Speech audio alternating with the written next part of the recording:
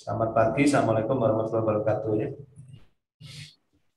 Waalaikumsalam. Waalaikumsalam. Waalaikumsalam warahmatullahi. Jadi berbicara tentang kebenaran, ya, ini sebuah topik yang sebenarnya never ending atau endless topik. Ya. Ini tentu dibicarakan sejak mungkin sejak kakek kita dulu, kakek nenek kita awal turun ke bumi ya, Nabiullah Adam alaihissalam dan Siti Hawa. Karena menurut saya manusia hidup terus seumur hidup nggak ngomong kebenaran kayaknya nggak mungkin.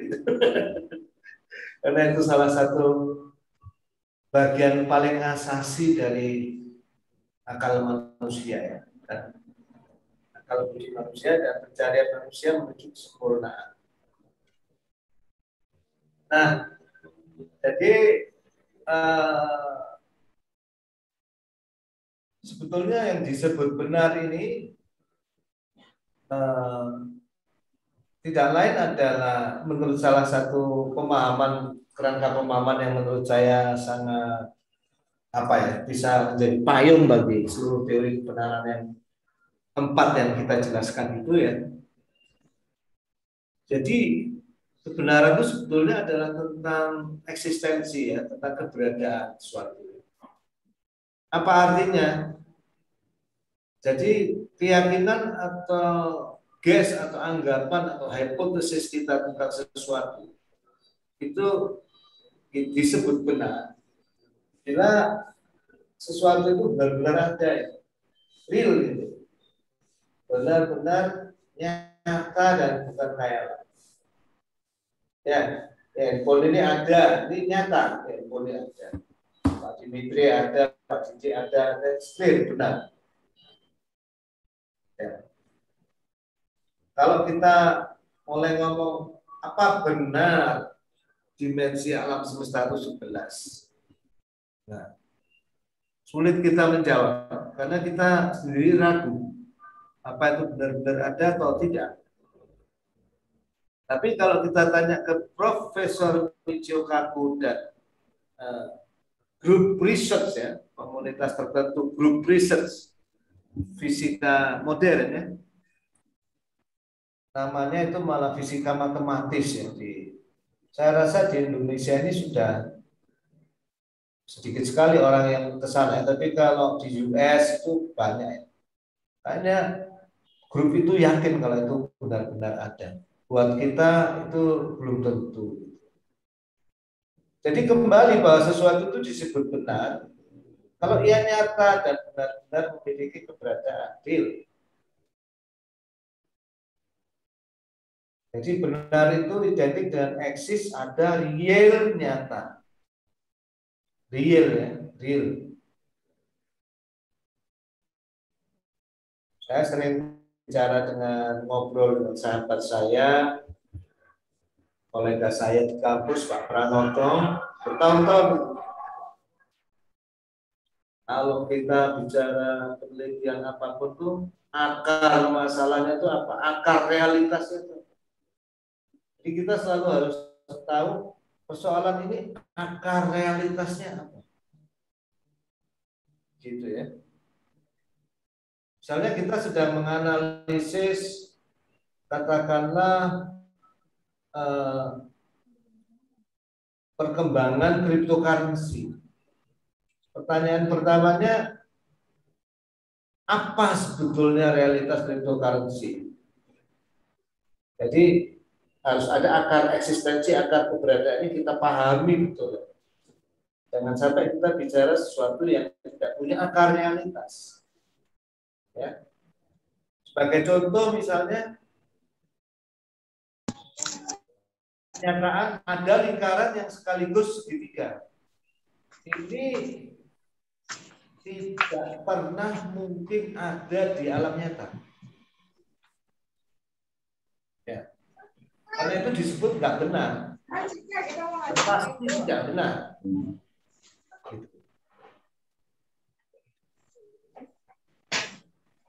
Contoh lain, matahari terbit di timur dan tenggelam di barat. Gerakan matahari terbit di barat ada dan nyata sesuai dengan pengalaman yang kita alami sehari-hari, maka ini nyata, real, benar. Nah, ini yang namanya contoh yang clear gitu.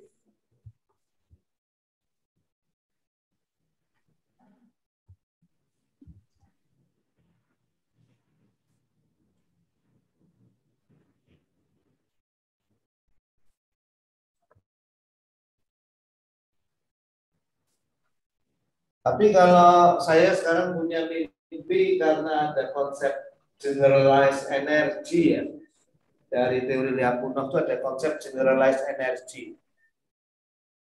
Bahwa energi itu ternyata satuannya nggak hanya joule, tapi generalized energy itu ada ribuan bahkan jutaan generalized energy.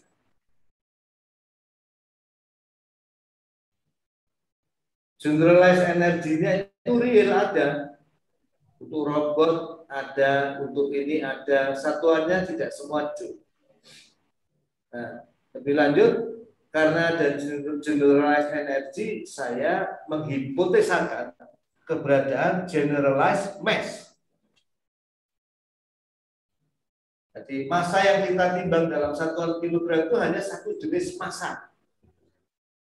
Karena semua orang yang paling mudah konsep energi yang pertama ditemukan satuannya joule, maka massanya ya kilogram.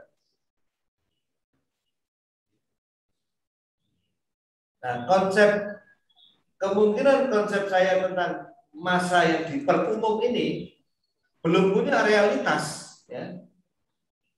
Karena itu belum tentu benar, ya. Belum ada kenyataannya. Apalagi lebih parah lagi, secara logis saya belum memformulasikan secara matematis. Apa generalized mass itu saya belum bisa jelaskan. Nah, jadi di taraf gagasan ini baru gagasan yang very prematur. Ya, sangat prematur, tidak punya nilai ilmiah sama sekali. Walaupun gagasan itu buat saya itu indah sekali. Kalau sampai bisa dibuktikan, ini membuka bab pengetahuan manusia sedemikian sehingga seluruh kemajuan fisika, biologi, kimia yang ada sampai saat ini itu seolah-olah kembali ke level 1 dari 27 level. Nah, jadi ini kita melihat, wah, ada sebuah gagasan yang mungkin saja benar, tapi belum punya kenyataan sama sekali, ya. Jadi tidak memiliki nilai kebenaran. Tapi belum bisa kita salahkan karena tidak melanggar kaidah logika apapun. Dan punya sedikit alasan. Nah, ini untuk menunjukkan kepada Anda semua bahwa banyak gagasan-gagasan riset kita itu nanti sebelum dia bisa dibuktikan bahwa dia betul-betul real, betul-betul nyata dengan pengertian-pengertian tertentu, maka dia nggak punya nilai kebenaran. Ya, ini biasanya disebut kebenaran, bukan kebenaran, tapi biasanya disebut prasangka, persangkaan. Ya, saya menyangka Pak Didi itu dari Rusia. Boleh aja saya menyangka itu, ya. Pak Didi bisa langsung membantah. Saya menyangka Pak Dimitri itu dari Rusia, itu lebih masuk akal karena nama saya Dimitri. Saya biasa memperkenalkan Asli saya itu antara Rusia, Dimitri, dan Bali, Mahayana. Itu Bali. Antara Rusia dan Bali, jadi asal saya yang benar Malang. Itu titik tengah antara Rusia dan Bali. Nah, itu joke saya biasanya gitu. Saintis tidak boleh menyandarkan dirinya pada persangkaan. Filsuf pun sama. Semua pencari kebenaran tidak boleh menyandarkan dirinya pada kenyataan. Mereka menyandarkan dirinya pada kebenaran. Artinya sesuatu yang betul-betul real, nyata. Nah, sekarang kita mencoba memahami bahwa kebenaran itu suatu hal yang real, yang nyata. Ya. Nah, kemudian kita kemarin sudah membahas ada minimum 4 teori kebenaran dalam sains, ya. Kebenaran dengan konsistensi yang kita sebut kebenaran apa? Logik. Kemudian kebenaran pragmat, kebenaran dengan korespondensi, atau ini mirip dengan yang kita sebut kebenaran empirik karena itu sesuai dengan experience. Sesuatu itu disebut benar kalau dia terkait dengan kenyataan, ada faktanya. Ya.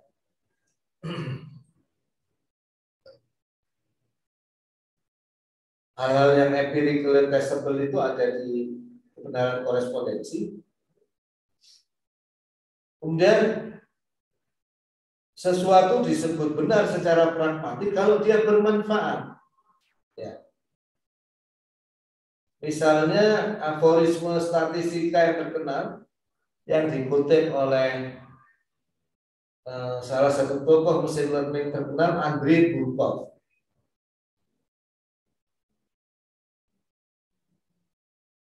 Model itu selalu salah, tapi beberapa di antaranya bermanfaat. Tolong itu ditulis, ya.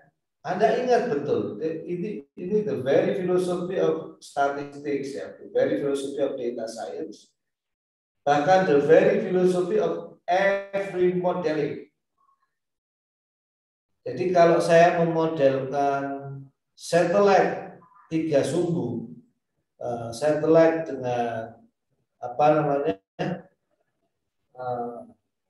sikap satelit, ya, dengan roll, pitch, roll itu putar, pitch itu begini, itu kelek.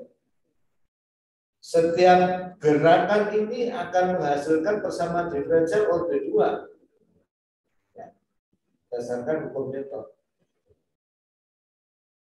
Jadi karena ada 3 gerakan, persamaan diferensialnya 2 tambah 2 tambah 2, ordernya 6. Itu persamaan sikap satelit, attitude, ya, satellite attitude differential equation. Ada beberapa representasi. Nah, tapi kalau kembali ke filosofi modeling tadi, model itu selalu salah. Nggak pernah model itu menceritakan kenyataan apa adanya, as it is. Ya. Misalnya masa kenyataannya berapa, masa yang ditulis di model berapa, itu nggak pernah persis sama. Ada ketelitian. Ya, jadi selalu ada gap. Bahkan semuanya ditulis dengan hukum Newton. Kita tahu hukum Newton itu merupakan aproksimasi. Yang lebih benar itu relativitas. Ya. Dan ini pun sebetulnya pendekatan juga. Jadi model itu,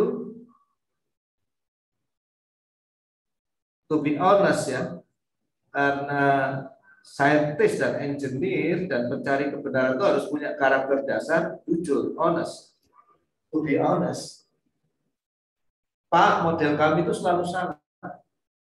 Tapi beberapa di antaranya bisa kita buktikan secara pragmatik bermanfaat.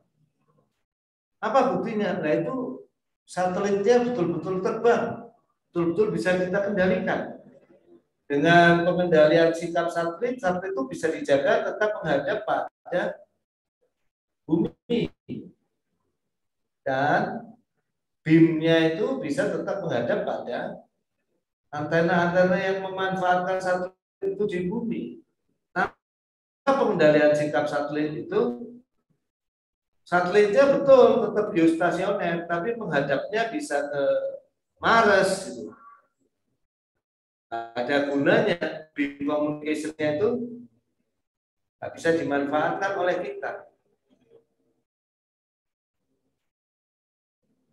Semua model itu salah. Kalau kita melihat secara kebenaran korespondensi, enggak, selalu tidak persis sesuai dengan fakta. Ya. Bapak, Ibu-ibu, semua model yang pakai bilangan real pada dasarnya gagal secara empiris. Nggak akan bisa persis kalau empiris murni. Karena bilangan real itu nanti diukur pasti ada gapnya, nggak pernah bisa sesuai persis dengan fakta. Pasti kita harus memiliki konsep toleransi, dan konsep toleransi itu hanya muncul di kebenaran pragmatik. Kenapa bisa kita toleransi walaupun nggak persis? Karena masih bermanfaat. Tolong dicatat, ini sejauh yang saya tahu belum pernah saya baca dari buku filsafat sains. Makanya filsafat sains yang kita ajarkan itu memang adalah filsafat sains, ilmu pengetahuan teknologi. Saya ingat itu ada kuliah ya. Aduh, namanya kalau nggak salah Profesor Shinji Hara ya. Kuliah tamu di waktu saya di Jepang. Profesor itu bilang gitu. Riset kita itu selalu ada gap. Nggak pernah sempurna. Seperti kata-kata Andrei Burkov dan aforisme yang terkenal di statistik tadi, model itu selalu salah. Tapi sebagiannya bermanfaat. Karena selalu ada gap, kata Profesor Sindihara, itu tempat kita menggali temuan-temuan di berikutnya. Discovery berikutnya.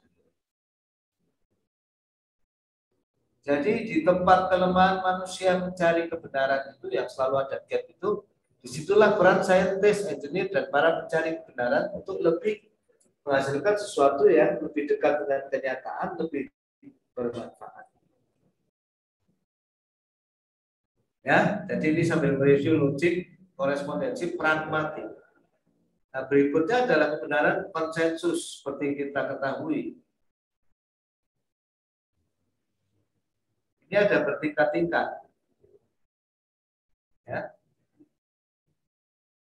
Yang paling gampangnya, kalau dalam praktik engineer, scientist, dokter, dan lain-lain, dokter misalnya ada pasien datang, SOP standar operasional prosedur adalah A, B, C, D. Kalau pasien COVID, A, B, C, D. Standar operasional prosedur adalah kebenaran konsensus yang sudah diresmikan.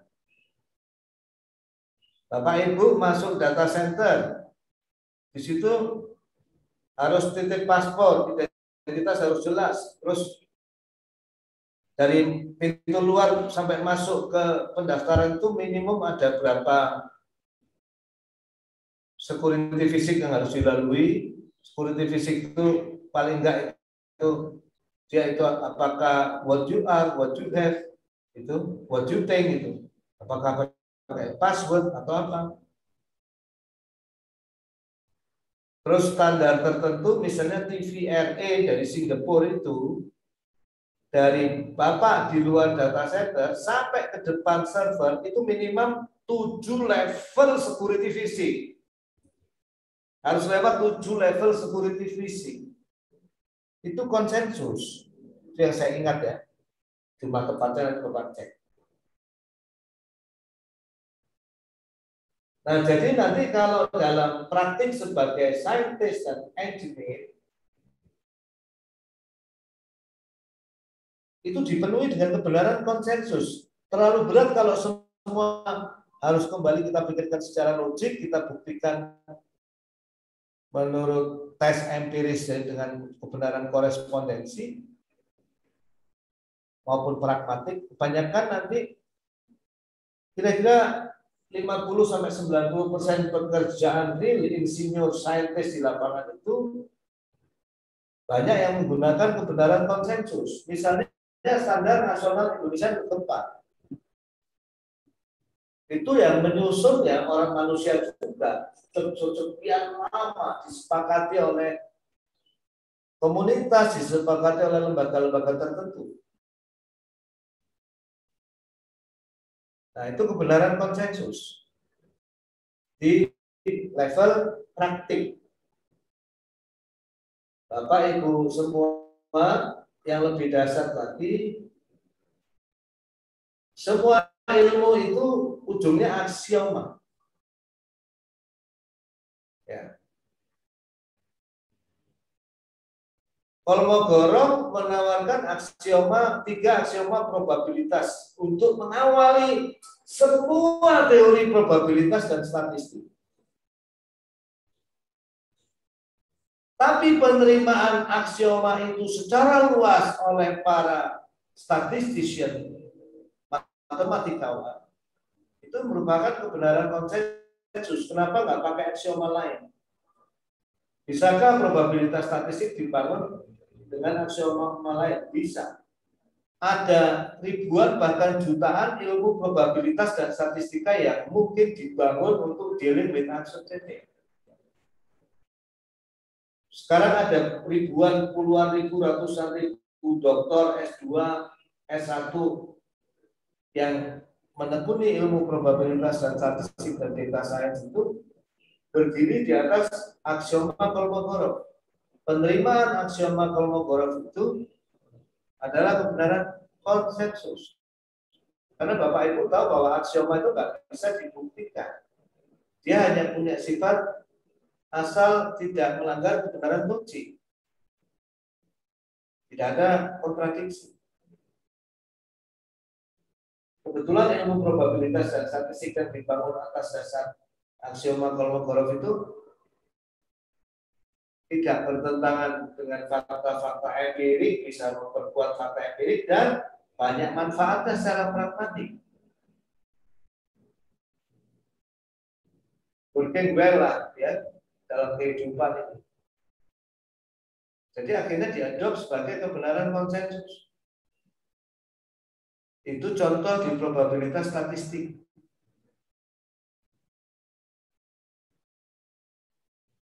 Semua ilmu di level aksiomatiknya itu penerimaan komunitas ilmiah di situ nilai kebenarannya konsensus.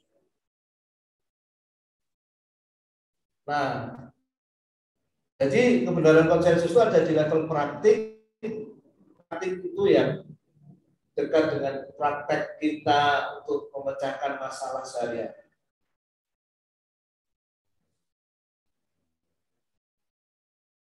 Tapi dia juga ada di level yang sangat tinggi, yaitu aksiomatik.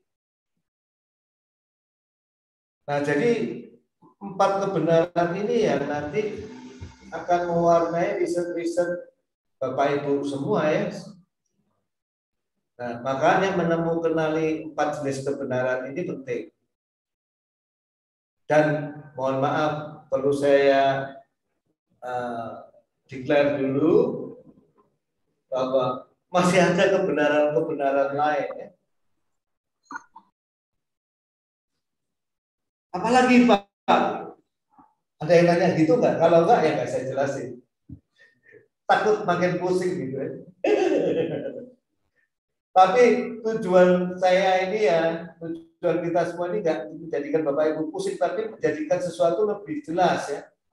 lebih indah, lebih tertata. Ya. Akal kita ini bagian terpenting, salah satu bagian penting dari ciptaan Tuhan adalah akal manusia.